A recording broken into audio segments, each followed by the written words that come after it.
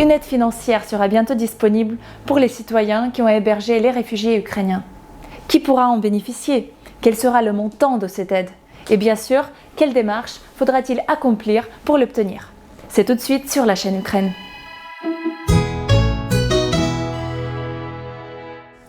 Je m'appelle Victoria Didenko et c'est la chaîne Ukraine. Donc pour avoir plus d'informations sur ces questions, nous avons demandé à Olena Versan, qui est juste devant moi, de nous accueillir à la maison de l'Ukraine, à Lyon. En fait, Olena Versan, elle est traductrice à la préfecture de Rhône et s'occupe beaucoup des réfugiés ukrainiens.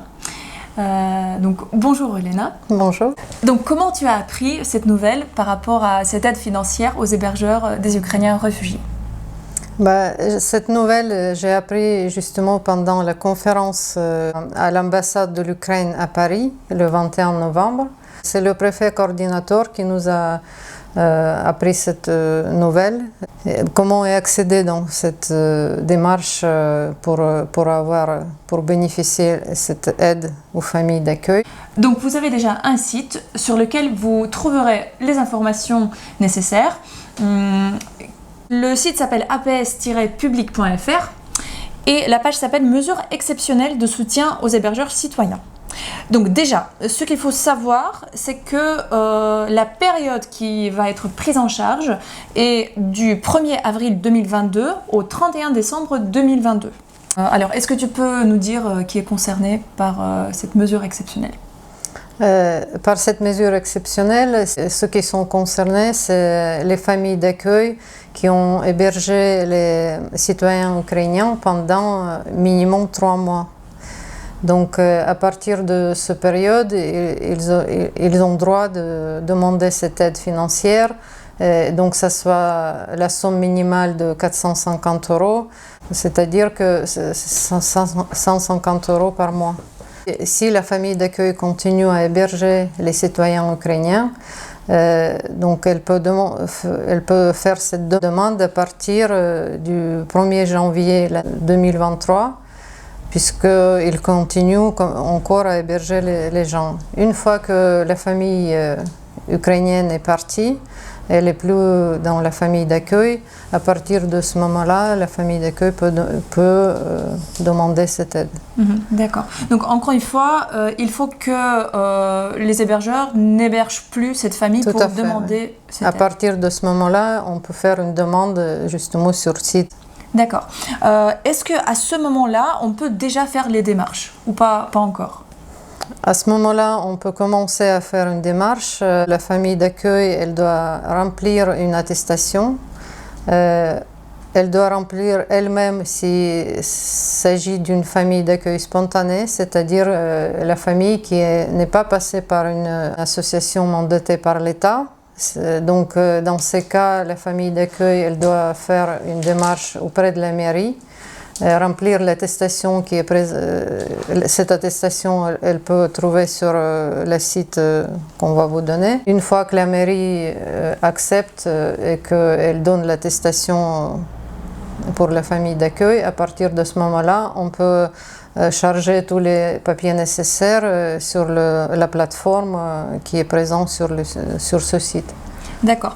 Donc, justement, dans la rubrique « Quels sont les critères pour en bénéficier ?» vous avez voilà, ce point très important, disposer d'une attestation d'hébergement délivrée par une association référencée ou financée à ce titre par l'État, ou, le cas échéant, par une collectivité territoriale ou un établissement public local compétent en matière d'action sociale.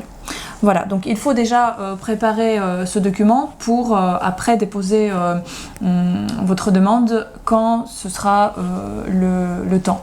Et ça, c'est à partir à partir du 1er janvier et jusqu'à avril, vous pouvez déposer cette demande.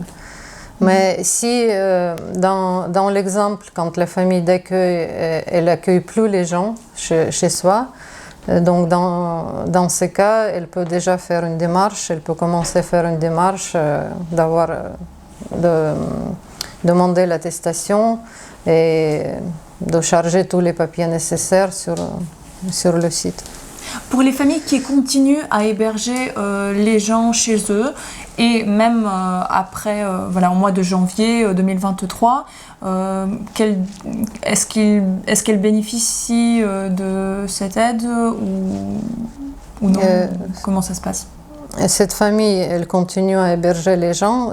Par contre, la période sur laquelle elle va être compensée, ça sera à partir d'avril 2002 jusqu'au décembre 2002. 2022. 2022, oui, pardon. D'accord, ça marche. À propos des montants, donc en effet, c'est 150 € par mois, c'est ça? Oui. La période minimale, il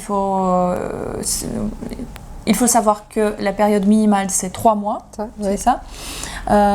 Et à partir de ça, donc, vous pouvez faire le calcul, vous avez toutes les informations voilà, sur le site. Oui, un petit point je rajoute, c'est que cette somme 150 €, elle va être payée par la famille d'accueil, peu importe le nombre de gens qu'elle accueille. Voilà.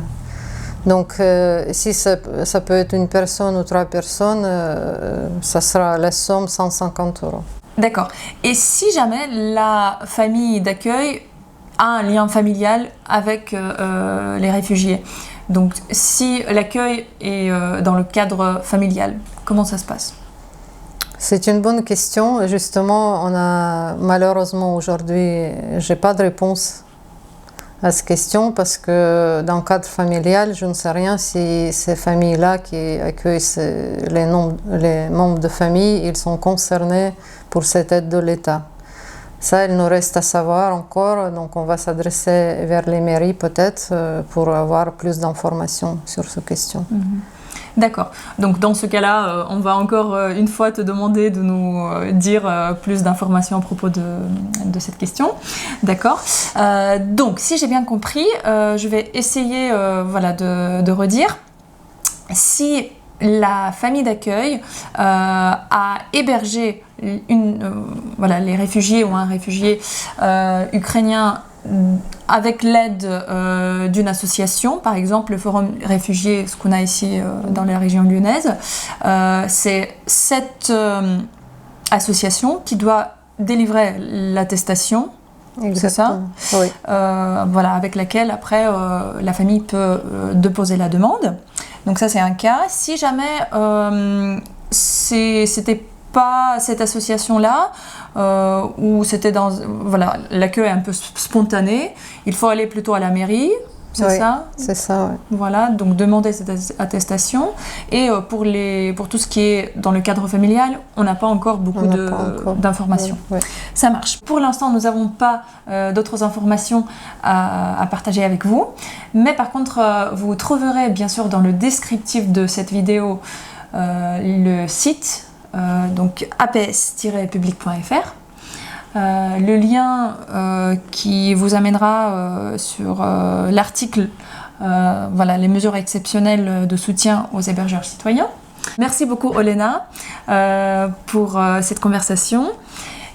C'était Olena Versan, l'administratrice de l'association Lyon-Ukraine, qui nous a accueillis ici à la Maison de l'Ukraine, à la Domivka. C'était la chaîne Ukraine et Victoria Dinenko. À bientôt.